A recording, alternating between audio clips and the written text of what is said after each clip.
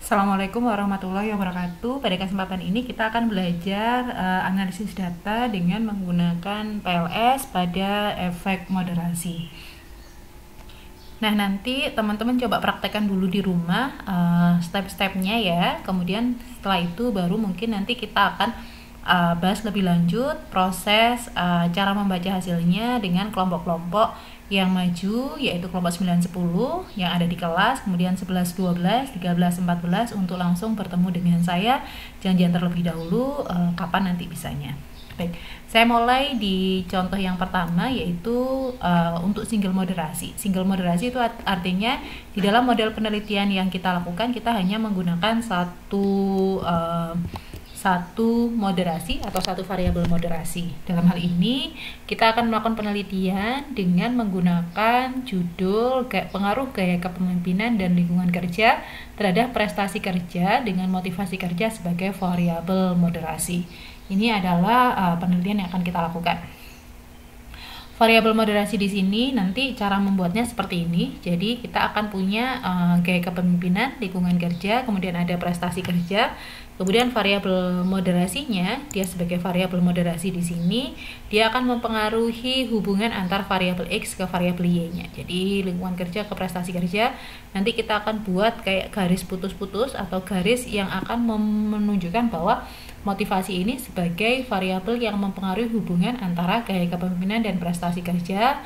Motivasi sebagai variabel moderasi yang mempengaruhi hubungan atau pengaruh lingkungan kerja dengan prestasi kerja. Seperti itu. Nah, indikatornya sebelum kita memulai untuk menganalisis lebih jauh, kita akan memiliki beberapa variabel di sini. Yang pertama adalah variabel eksogen. Kalau di PLS namanya variabel eksogen atau variabel independen atau variabel X, di mana kita akan punya dua variabel, yaitu gaya kepemimpinan dengan indikatornya adalah GK1 sampai dengan GK4, kemudian ada lingkungan kerja dengan indikatornya adalah LK1 sampai dengan LK5. Kemudian setelah itu ada variabel moderasi, di mana variabel moderasi ini adalah motivasi dengan indikatornya adalah MK1 sampai dengan MK4. Kemudian variabel yang terakhir yaitu variabel endogen atau variabel dependen atau variabel Y-nya dengan indikatornya adalah PK1 sampai dengan PK5. Nah, kemudian nanti bagaimana proses atau tahapan-tahapan analisisnya. Jadi, tahapan analisisnya yang pertama nanti kita akan melakukan evaluasi outer model atau model pengukuran. Kemudian nanti kita lanjutkan dengan evaluasi inner model atau pengukuran model strukturalnya. Jadi, model pengukuran dan persamaan strukturalnya. Di evaluasi outer model ada beberapa tahapan yang akan kita lalui. Yang pertama adalah validitas konvergen, kemudian validitas diskriminan, ada reliabilitas, kemudian multikolinearitas, dan yang terakhir adalah loading weighted atau melihat apakah bobot dari masing-masing variabelnya itu bobot dari masing-masing indikatornya itu sudah signifikan atau belum. Kemudian di bagian evaluasi inner model itu nanti kita ketemu yang dinamakan persamaan struktural, ada R-square, ada F-square, dan kemudian ada quality index secara keseluruhan. Jadi ini adalah tahapan yang akan kita lalui dengan menggunakan PLS pada model atau pada efek moderasi ya. Baik, ketika kita sudah masuk di dalam Smart PLS, nanti teman-teman akan mendapatkan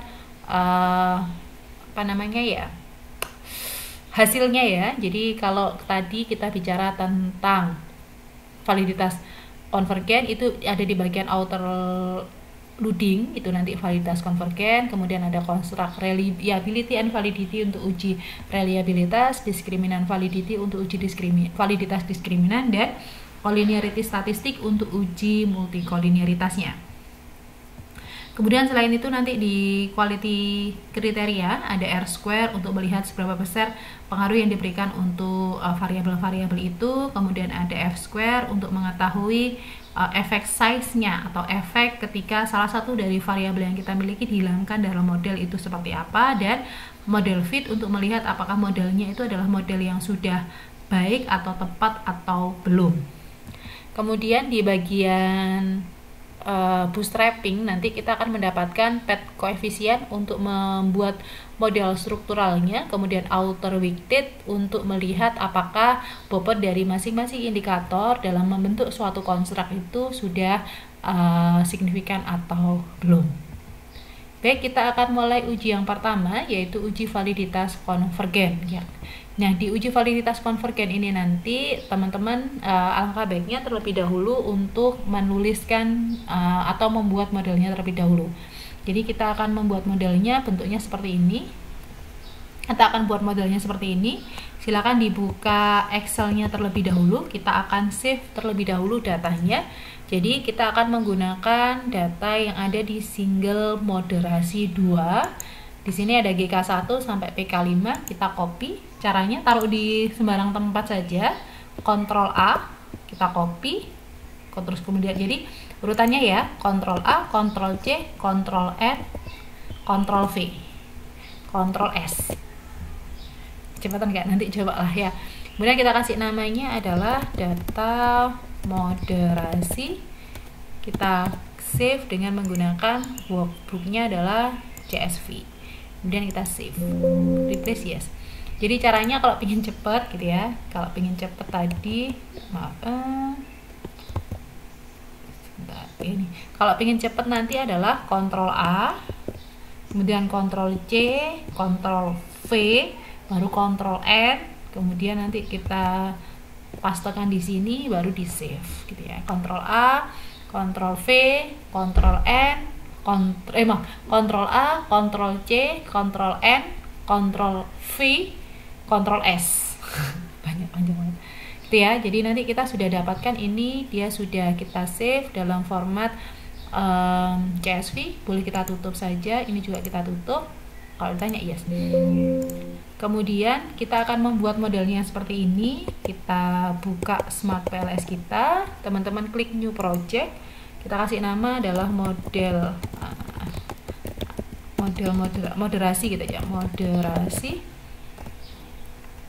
Import data filenya, kita file yang tadi sudah kita save, data moderasi kita open.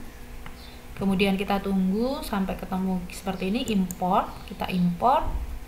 Kemudian seperti ini, teman-teman boleh back untuk kembali ke posisi awal.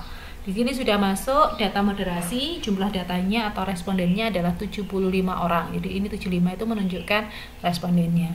Kemudian kalau sudah kita create model, kita choose tipenya adalah PLS SEM. Kemudian kita kasih namanya adalah efek moderasi. Kemudian kalau sudah kita save, kemudian kita akan membuat model seperti yang ada di sini. Kita akan buat modelnya yang seperti ini.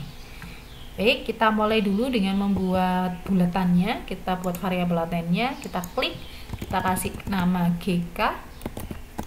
Kemudian kita klik kembali, klik. Nah, kita kasih nama LK. Kemudian kita klik lagi, kita kasih nama M untuk motivasi. Terus selanjutnya kita kasih nama di sini adalah PK untuk prestasi kerja. Kemudian connect untuk mengkonekkan variabel latennya, GK ke PK, LK ke PK, dan M ke PK. Kemudian kita pilih moderating effect untuk membuat efek moderasinya. Caranya adalah karena M sebagai variabel moderasi dan moderasinya adalah di hubungan antar variabelnya, maka silakan diklik di bagian M.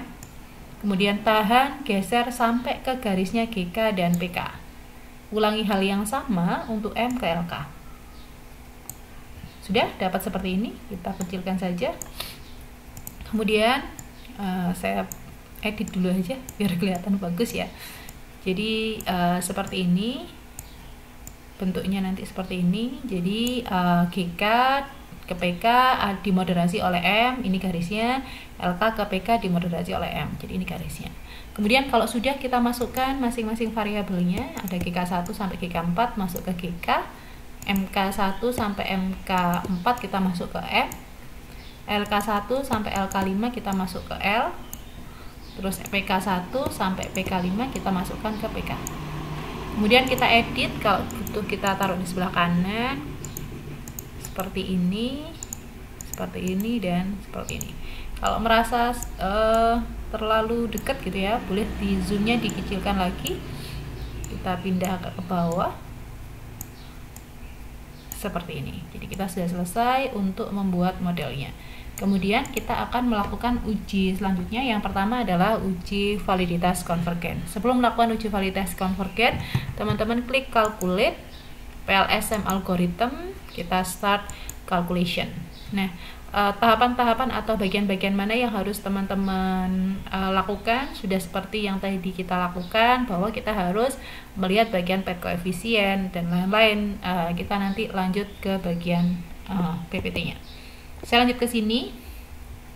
Setelah kita mendapatkan model seperti ini, sudah kita membuat padnya atau jalurnya atau strukturnya atau kerangka berpikirnya, kita akan melakukan uji yang pertama, yaitu uji validitas konvergen.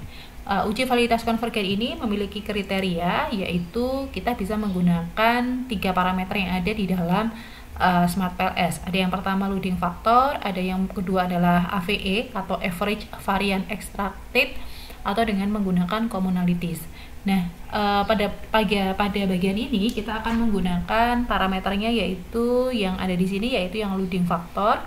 Di loading factor ini kita akan menggunakan kriterianya adalah yang di sini. Kita menggunakan kriterianya yang lebih besar dari 0,7. Nah, pertanyaannya apakah boleh nanti teman-teman menggunakan kriteria lebih dari 0,6? Diperbolehkan. Jadi yang jelas konsisten saja. Kalau merasa bahwa metode yang kita pakai adalah exploratory research, kita boleh menggunakan lebih besar dari 6. Kalau confirmatory research, kita lebih baik menggunakan kriterianya lebih besar dari 0,7. Ya, kita akan menggunakan parameternya adalah loading faktornya. Baik, saya lanjutkan. Nah, dari hasil yang sudah kita running tadi, kemudian kita masuk di bagian loading faktor, bagian overview atau apa tadi, atau matriks, kita akan mendapatkan hasil seperti ini. Nah, di dalam PLS itu sebenarnya sudah menyediakan warna merah, hijau, dan hitam untuk nilai-nilai yang ada di dalam sana.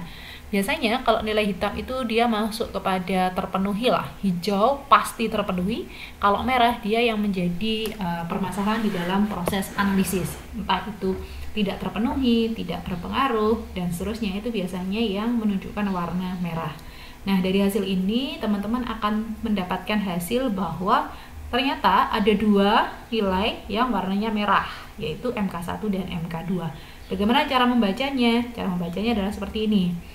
Dari hasil output menunjukkan bahwa semua konstruk memiliki nilai loading factor lebih besar 0,70. Betul?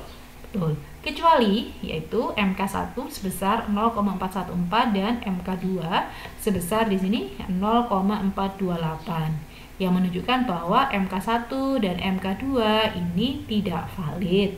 Karena dia tidak valid, maka dia harus dihilangkan dari model.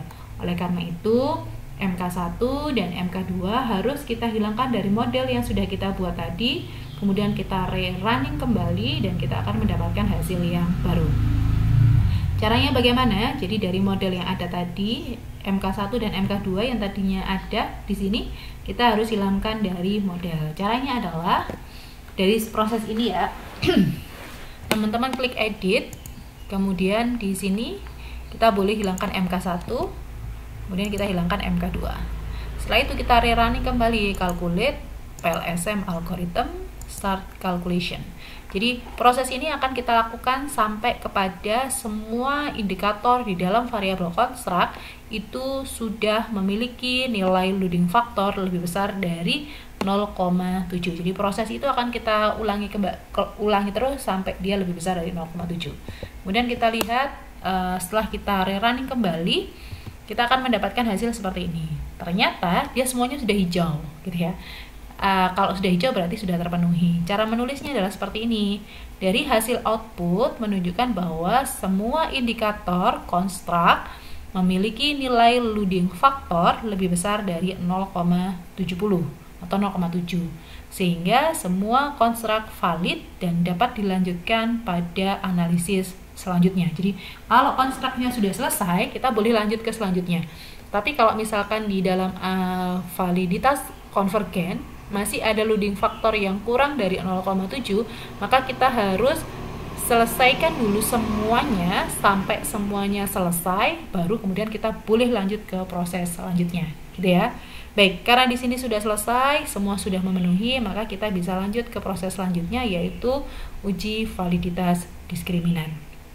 Nah, uji validitas diskriminan ada kriteria yang akan kita lakukan. Ada 3 kriteria yang bisa teman-teman pilih. Jadi kita bisa pilih sebenarnya dengan menggunakan cross loading, harus lebih besar dari 0,70 untuk setiap variabel, atau dengan menggunakan akar kuadrat AVE dan korelasi antar konstruk laten, di mana kriterianya adalah akar kuadrat AVE harus lebih besar dari korelasi antar konstruk laten, atau dengan menggunakan heterotroid, monotroid rasio atau HTMT, di mana HTMT-nya itu harus kurang dari 0,90. Pada kasus ini kita akan menggunakan kriterianya adalah kita akan menggunakan kriteria yang di sini, yang menggunakan akar kuadrat AVE dan korelasi antar variabel laten yang kita lihat di bagian Forner-Larker criterion ya, Forner-Larker criterion. Cara membacanya adalah seperti ini. Jadi perhatikan terlebih dahulu di bagian diagonalnya. Diagonal ini ada 0,892, 0,852, kemudian 0,876, kemudian 0,894. Di sini adalah nilai-nilai yang menunjukkan apa? Di sini menunjukkan akar kuadrat AVE. Bentar. Kita coba ini hapus dulu. Ternyata daripada kepotong. Oke, kita taruh di sebelah sini. Jadi yang di sini dari diagonal itu adalah akar kuadrat AVE, kemudian yang di sebelah sini, yang di bawahnya ini adalah yang disebut sebagai korelasi antar variabel laten. Nah, di sana ada misalkan LK sama GK, kemudian M sama GK, PK sama GK, itu adalah korelasi antar variabel latennya. Dan itu nanti bisa kita lihat bagaimana nilai-nilainya. Nah, cara melihatnya adalah sebenarnya paling gampang itu dilihat dulu satu persatu. Di sini ada 0,892. Sampai ke sini ada nggak yang nilainya lebih besar atau lebih kecil? Terus di sini juga dilihat, kemudian di sini dilihat, sebenarnya juga ke sini, ke sini, ke sini. Jadi kiri kanannya juga dilihat lah intinya. Nah, dari hasil ini kan ternyata yang paling besar di dalam model ini kan yang ini 0,848 di bagian korelasinya. Kemudian di bagian diagonalnya paling kecil adalah 0,853. Ternyata 0,848 sama 0,853 masih lebih besar 0,853, menunjukkan bahwa bagian diagonalnya itu masih lebih tinggi dibandingkan dengan bagian korelasi antar variabel latennya. Jadi karena nilai akar kuadrat AVE lebih tinggi dibandingkan dengan nilai korelasi, sehingga dapat kita simpulkan bahwa model valid karena memenuhi validitas diskriminan. Jadi kalau misalkan di sini nanti anggap saja di sini ya, di sini ini nilainya ternyata adalah 0,870 gitu ya. Dan 0,870 kan lebih besar dari 0,853, maka di sini kita katakan bahwa tidak terpenuhi atau validitas diskriminan tidak terpenuhi. Ketika validitas diskriminan tidak terpenuhi, kita harus cek kembali model kita apakah ada yang harus kita sesuaikan agar pengujian yang ada di sini dia terpenuhi. Jadi kalau misalkan di diskriminan tidak terpenuhi, kita balik lagi ke atas untuk melihat model yang sudah kita lakukan. Biasanya seperti itu prosesnya. Baik, kita lanjutkan.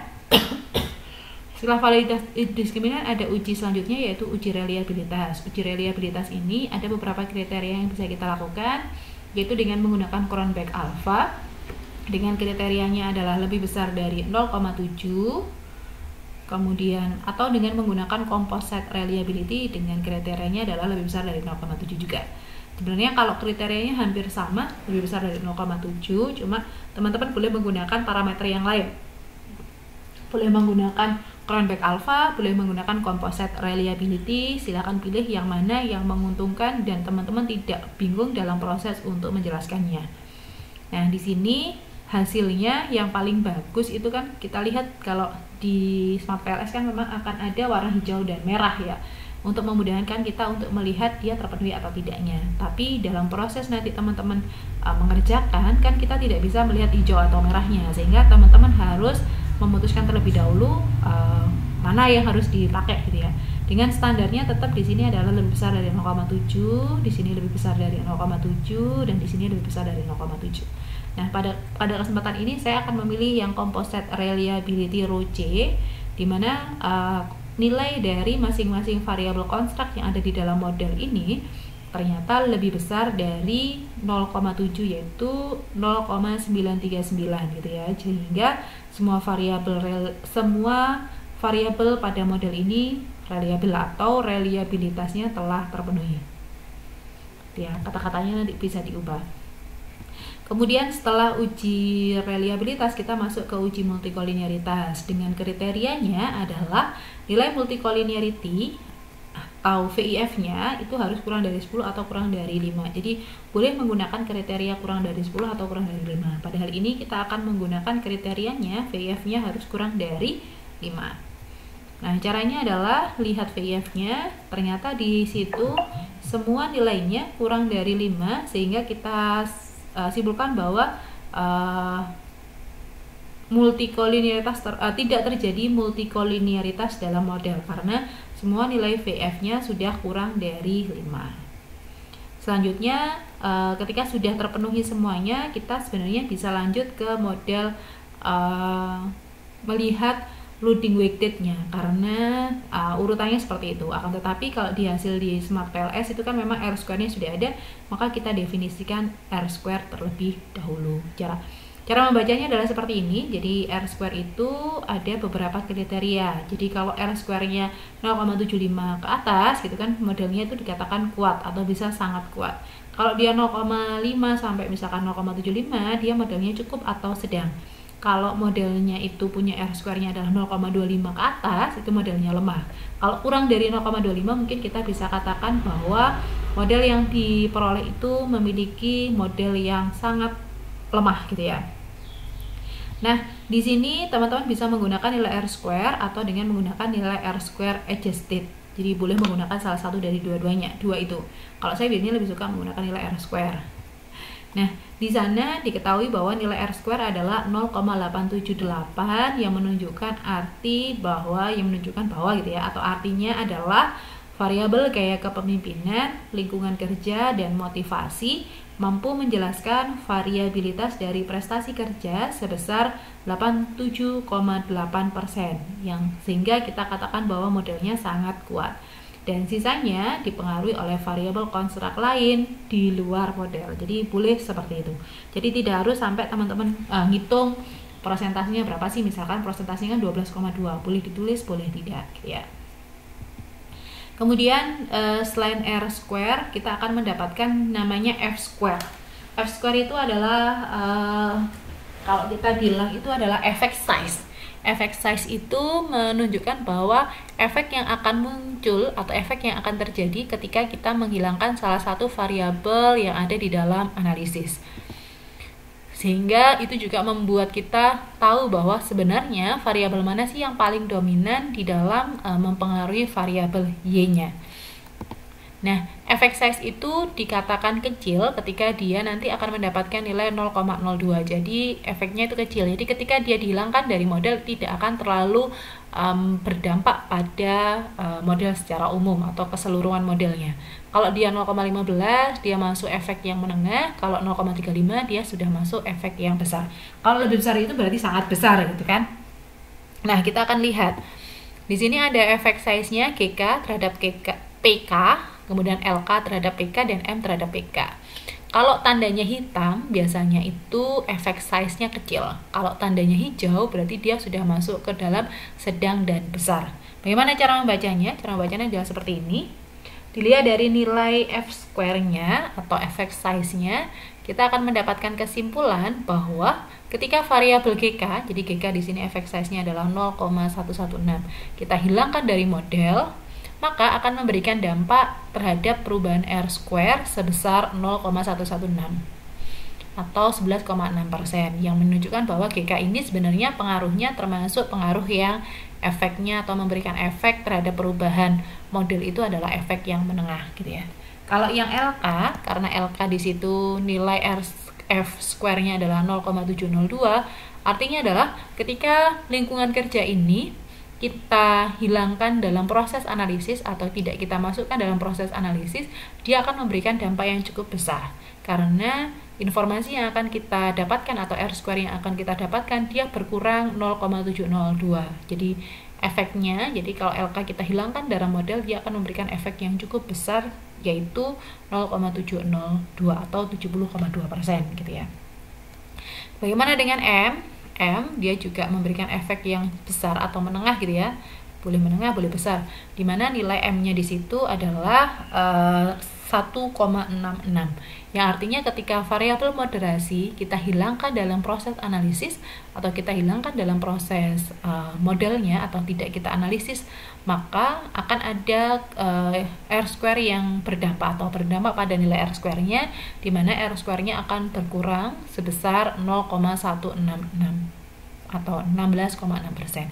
Dalam hal ini dapat kita ketahui bahwa yang paling memberikan dampak pada perubahan nilai R square adalah lingkungan kerja. Jadi prestasi kerja itu akan sangat dipengaruhi, besarnya adalah dipengaruhi oleh lingkungan kerja. Seperti itu.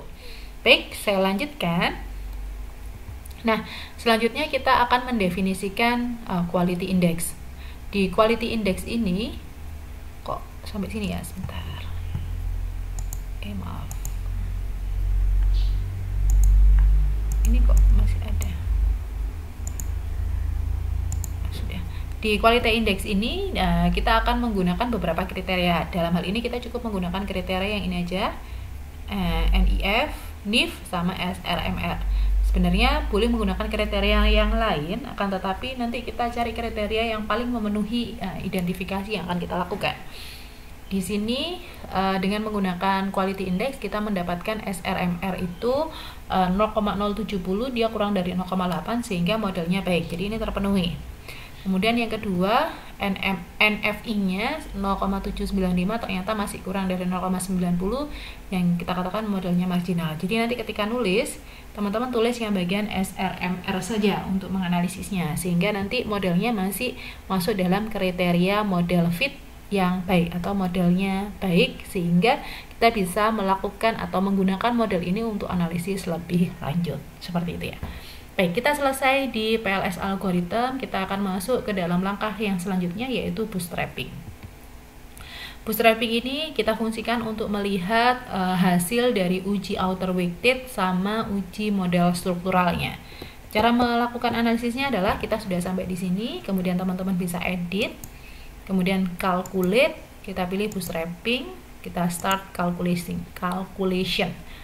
Di sini kita pilih di bagian path coefficient, di bagian mean untuk model secara umumnya, kemudian bagian outer weighted untuk model outer weighted-nya.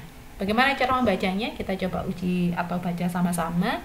Nah, uji outer weighted ini ada beberapa kriteria yang harus kita pakai. Kalau kita menggunakan signifikansinya adalah 10 level, maka kita harus bandingkan nilainya atau nilai T value ya, T value-nya dengan 1,65. Kalau kita menggunakan 5%, kita bandingkan dengan 196.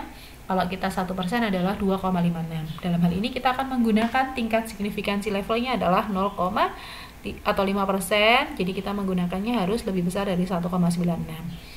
Kemudian kalau teman-teman mau gampang ya sudah, kita bandingkan dengan alfa saja. Kalau misalkan P value ya, di sini namanya P value-nya lebih besar dari alfa, maka kita terima H0. Kalau P value-nya kurang dari alfa, maka kita tolak H0. Jadi intinya gitu saja. Gitu ya. Nah, bagaimana cara membacanya? Jadi di sini nanti teman-teman lihat di bagian P value-nya ini saja. Kalau semuanya warnanya hijau berarti sudah terpenuhi. Kalau ada yang warna merah berarti dia tidak terpenuhi, dan memang kita harus review lagi model yang dari awal, harus kita ubah dulu variabel itu tidak kita masukkan dalam proses analisis. seperti itu gitu ya. Nah, caranya adalah hasil uji outer weighted menunjukkan nilai p-value-nya kurang dari 0,05 sehingga dapat disimpulkan bahwa indikator formatif valid atau kita sudah memenuhi validitas dari sisi weighted-nya atau bobotnya. Ya. Baik, saya lanjutkan. Kalau di bagian sini biasanya tidak terlalu sering kita pakai, biasanya boleh kita masukkan di dalam hasil analisis ataupun tidak, biasanya seperti itu. Kemudian yang terakhir yaitu model struktural dan bagaimana cara mendefinisikannya.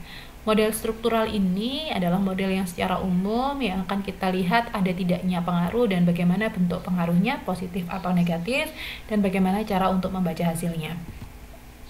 Kriterianya kita menggunakan kriteria yang hampir sama dengan weighted, yaitu dengan menggunakan nilai T-nya harus lebih besar dari 1,96 atau nilai untuk signifikansi levelnya 5%, atau kita menggunakan nilai 6 saja. Ini ya, kita nanti pakai yang ini. Kemudian bagaimana cara membacanya? Jadi seperti ini cara membacanya. Yang pertama kita akan membuat modelnya terlebih dahulu. Model ini kita ambil dari original sampel O atau original sampel. Kemudian kita akan membuat modelnya. Jadi ada PK sama dengan 0,204 kali GK ditambah 0,431 kali LK ditambah 0,260 kali M dikurangi 0,080 kali M kali LK dikurangi 0,110 kali GK kali M kali GK plus error.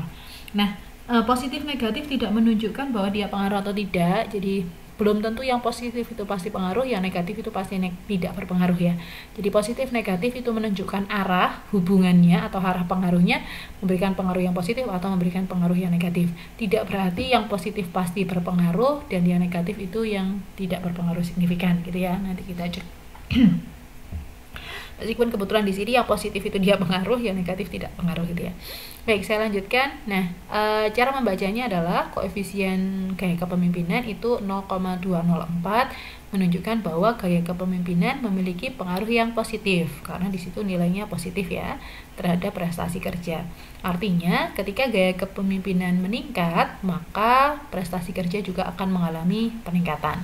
Lebih jauh, jika gaya kepemimpinan kita naikkan satu satuan, maka prestasi kerja akan mengalami kenaikan 0,204 satuan dengan asumsi variabel yang lain tetap. Kemudian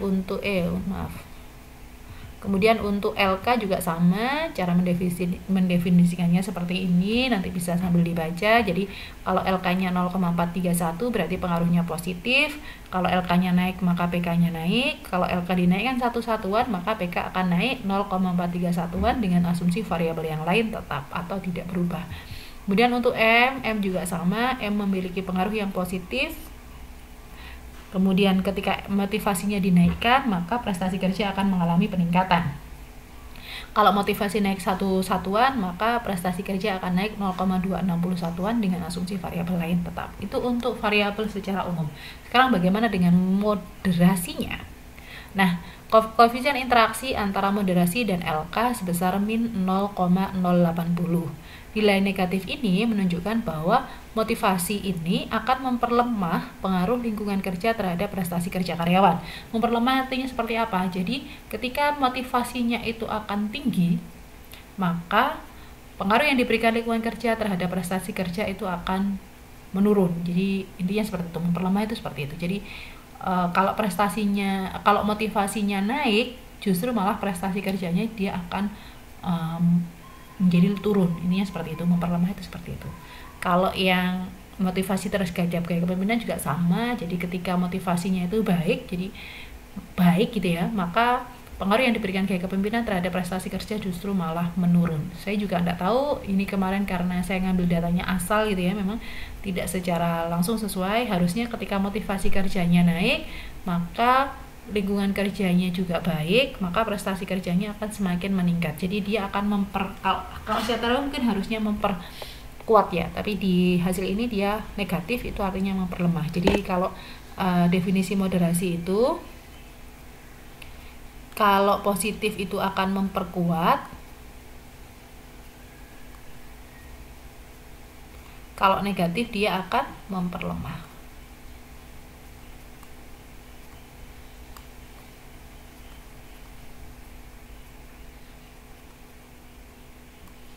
Seperti itu ya.